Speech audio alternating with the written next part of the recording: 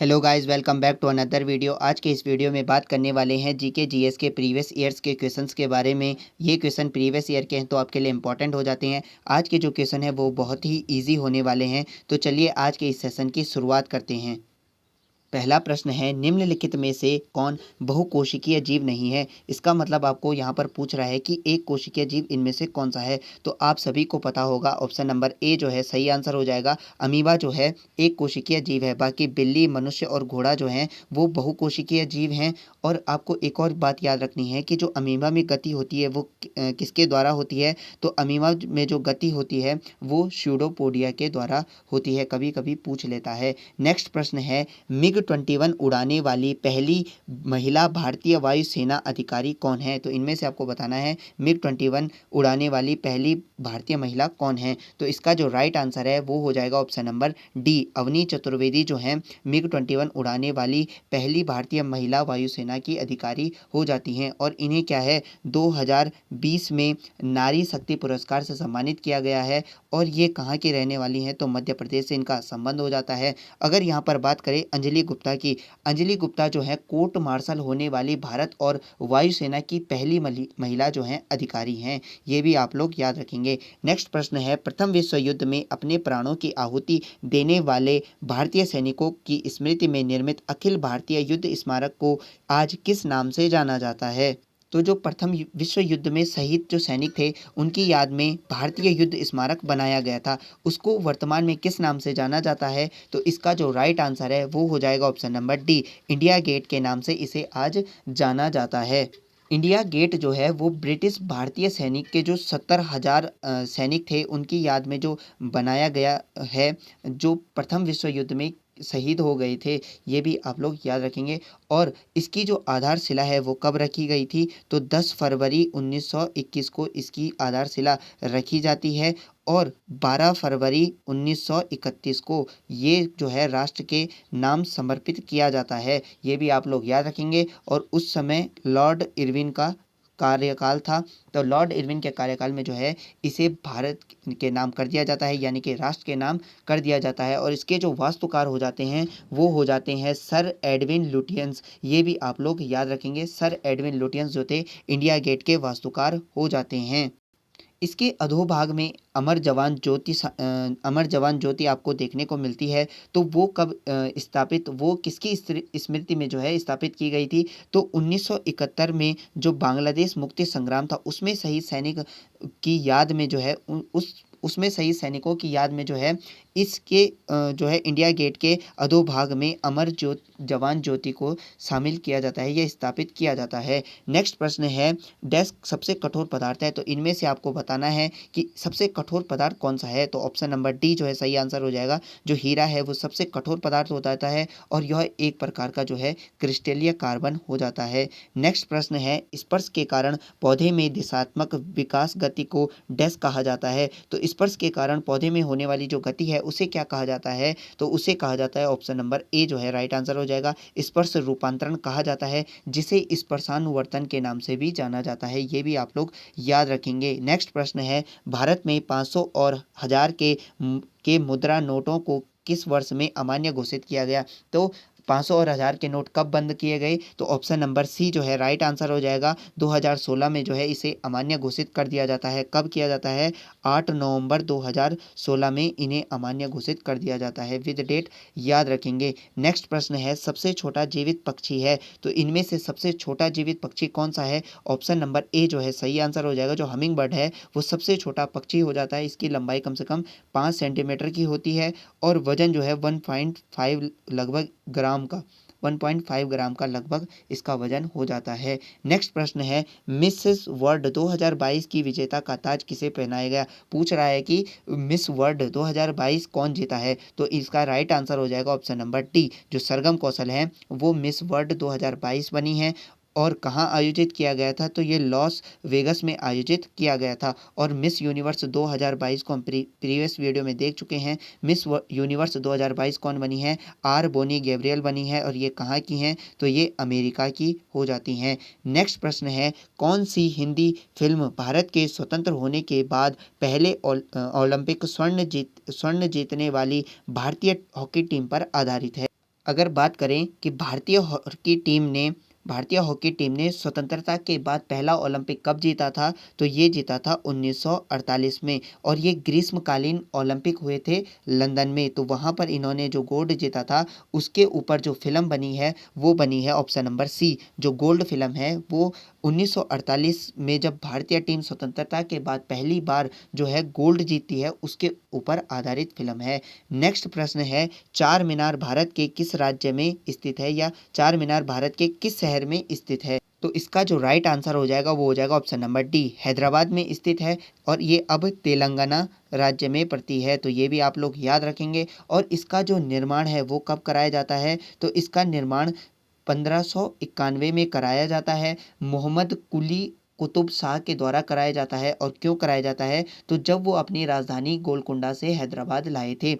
ये भी आप लोग याद रखेंगे। और एक और बात याद रखेंगे कि आंध्र प्रदेश और तेलंगाना कब अलग हुए थे, तो विभाजन कब हुआ था, 2014 में। ये भी आप लोग याद रख लीजिए। नेक्स्ट प्रश्न है, डेस ने 2016 में पाकिस्तान के खिलाफ मैच के पहले ओवर में एक हैट्रिक ली थी। ऐसा करने वाले वे पहले और अब तक के एकमात्र गेंदबाज बन गए हैं। तो टेस्ट क्रिकेट में पहले ही ओवर में हैट्रिक लेने वाले एकमात्र गेंदबाज कौन है, तो इसका जो राइट आंसर हो जाएगा वो हो जाएगा option number C, Irfan Pathan जो हैं टेस्ट के पहले ओवर में हैट्रिक लेने वाले पहले गेंदबाज हैं, और ऐसा करने वाले वो एकमात्र गेंदबाज हैं। अगर बात करें कि टेस्ट क्रिकेट में हैट्रिक लेने वाले गेंदबाज कौन है, पहले जो है भारतीय कौन है टेस्ट क्रिकेट में हैट्रिक लेने वाले, तो वो हो जाते हैं हरभजन सिंह, दूसरे हो जाते हैं इरफान पठान, और तीसरे हो जाते हैं जसप्रीत बुमराह। ये भी आप लोग याद रखेंगे। देखिए, टेस्ट क्रिकेट में पूछा जाए कि हैट्रिक लेने वाला प्रथम भारतीय गेंदबाज कौन है, तब वो हो जाएगा हरभजन सिंह। लेकिन पूछा जाए कि टेस्ट क्रिकेट में पहले ही ओवर में विकेट लेने वाला पहला भारतीय गेंदबाज कौन है, तो वो हो जाएंगे इरफान पठान। ये भी आप लोग याद रखेंगे। नेक्स्ट प्रश्न है, नीली क्रांति डैश से संबंधित है, तो आपको बताना है नीली क्रांति इसमें से किससे संबंधित है। तो इसका जो राइट आंसर है वो हो जाएगा ऑप्शन नंबर डी, मत्स्य पालन से संबंधित हो जाती है नीली क्रांति। और नीली क्रांति का जो जनक माना जाता है वो माना जाता है डॉक्टर हीरालाल चौधरी को। तो डॉक्टर हीरालाल चौधरी क्या हो जाते हैं, नीली क्रांति के जनक हो जाते हैं। और इनके साथ कभी कभी डॉक्टर अरुण कृष्णन का नाम भी जोड़ दिया जाता है, तो वो भी इसके जो हैं अरुण कृष्णन भी क्या हो जाते हैं, इस क्रांति के जनक हो जाते हैं। नेक्स्ट प्रश्न है, भारत की प्रथम मुख्य निर्वाचन आयुक्त बनने वाली पहली महिला कौन थी। तो आपको बताना है भारत की प्रथम मुख्य निर्वाचन आयुक्त महिला कौन थी इनमें से। तो इसका जो राइट आंसर हो जाएगा वो हो जाएगा ऑप्शन नंबर सी, जो वी एस रमा देवी हैं वो मुख्य निर्वाचन आयुक्त या मुख्य चुनाव आयुक्त बनने वाली प्रथम भारतीय महिला हो जाती हैं। और अगर पूछा जाए भारत के पहले मुख्य चुनाव आयुक्त कौन थे, तो वो हो जाते हैं सुकुमार सेन। तो सुकुमार सेन जो हैं प्रथम मुख्य निर्वाचन आयुक्त बनने वाले प्रथम जो हैं प्रथम व्यक्ति हो जाते हैं। और वी एस रमा देवी की बात करें तो 1990 में जो है ये भारत की चुनाव आयुक्त बनती हैं। कितने नंबर की, तो 9वें नंबर की ये चुनाव आयुक्त बनती हैं 1990 में। ये भी आप लोग याद रखेंगे। और इन्होंने जो है कर्नाटक के राज्यपाल के रूप में भी कार्य किया है। और वर्तमान चुनाव आयुक्त की बात करें, जो वर्तमान में चल रहे हैं 25वें चुनाव आयुक्त, तो वो कौन हो जाते हैं, वो हो जाते हैं राजीव कुमार। ये भी आप लोग याद रखेंगे। और इनका कार्यकाल जो है फरवरी 2025 तक होगा, और 2022 से ये बने हुए हैं अपने पद पर, और तो फरवरी 2025 तक ये बने रहेंगे। अगर बात करें मुख्य जो निर्वाचन आयुक्त होता है या मुख्य चुनाव आयुक्त होता है उसके कार्यकाल की, तो इसको हम प्रीवियस वीडियो में देख चुके हैं। 6 वर्ष या 65 वर्ष की आयु, जो भी इनमें से पहले पूर्ण हो तो इनका कार्यकाल समाप्त हो जाता है। अगर बात करें भारत के चुनाव आयोग के बारे में, तो इसका गठन कब किया जाता है, 25 जनवरी 1950 को इसका गठन किया जाता है, और हेडक्वार्टर हो जाता है दिल्ली में। और नियुक्ति कौन करता है मुख्य चुनाव आयुक्त की, तो मुख्य चुनाव आयुक्त की नियुक्ति राष्ट्रपति के द्वारा किया जाता है। ये भी हम प्रीवियस वीडियो में देख चुके हैं। और अगर बात करें किरण बेदी की, तो ये आईपीएस अधिकारी बनने वाली प्रथम भारतीय महिला हो जाती हैं। नेक्स्ट प्रश्न है, पाकिस्तानी जनरल डैश ने वर्ष 1999 में अपने देश में सैन्य शासन लागू किया था। तो आपको बताना है इनमें से वो कौन सा पाकिस्तानी जनरल था जिसने 1999 में जो है पाकिस्तान में सैन्य शासन लागू किया था। ये एसएससी द्वारा पूछा गया क्वेश्चन है।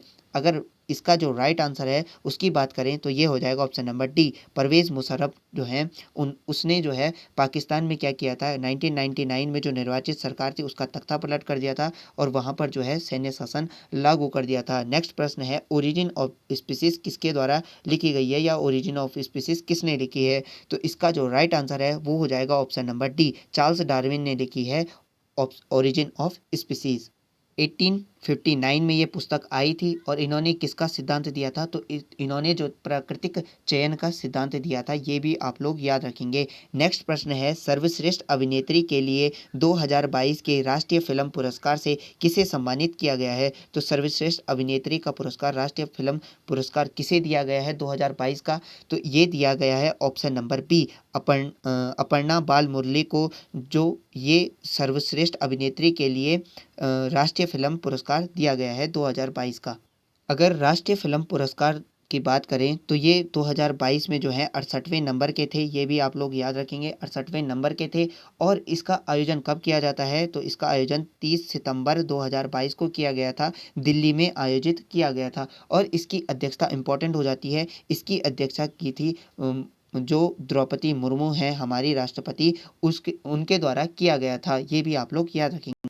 और अगर बात करें राष्ट्रीय फिल्म पुरस्कार 2022 में बेस्ट फिल्म का अवार्ड किसे मिला, तो ये आप लोग जानते ही होंगे, सोराराई पोट्रू को मिला, सोराराई पोट्रू को मिला बेस्ट फीचर फिल्म का। और सर्वश्रेष्ठ अभिनेता जो इसी फिल्म से संबंधित हैं वो हो जाते हैं सूर्या, और दूसरा जो है अजय देवगन। संयुक्त रूप से इनको दिया गया, अजय देवगन को तानाजी के लिए दिया गया और सूर्या को सोराराई पोट्रू के लिए ही दिया गया। और अभिनेत्री की बात करें तो अपर्णा बाल मुरली को सोराराई पोट्रू के लिए ही दिया गया।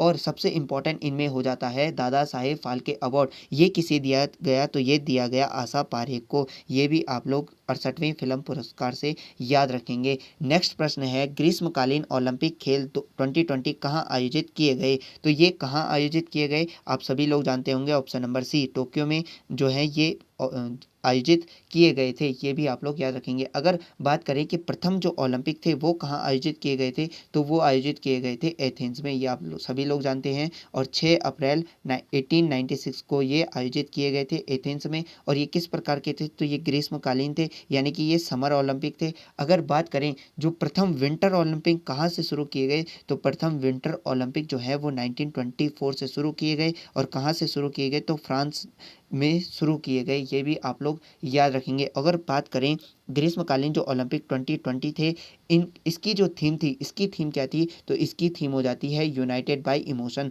तो यूनाइटेड बाय इमोशन इसकी थीम हो जाती है, ये भी आप लोग याद रखेंगे। नेक्स्ट प्रश्न है, बनारस हिंदू विश्वविद्यालय की स्थापना किसने की थी? तो बनारस हिंदू विश्वविद्यालय की स्थापना, इनमें से आप क्या लगाएंगे एक राइट आंसर? तो इसका जो राइट आंसर हो जाएगा वो हो जाएगा option number A, Pandit Madan Mohan Malviya जी द्वारा बनारस हिंदू विश्वविद्यालय की स्थापना की जाती है। और 1916 में स्थापना की जाती है, जो उत्तर प्रदेश का वाराणसी है वहाँ पर इसकी स्थापना की जाती है। और बात करें पंडित मदन मोहन मालवीय के उपनाम की, तो इनका उपनाम हो जाता है महामना।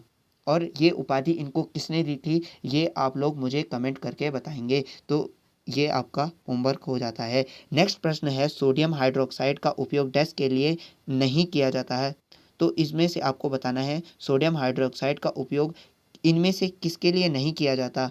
तो पहले तो आपको ये पता होना चाहिए कि सोडियम हाइड्रोक्साइड का उपयोग किसके लिए किया जाता है। अगर बात करें सोडियम हाइड्रोक्साइड की, तो इसका जो फॉर्मूला हो जाता है वो NaOH हो जाता है, ये आप लोग याद रखेंगे।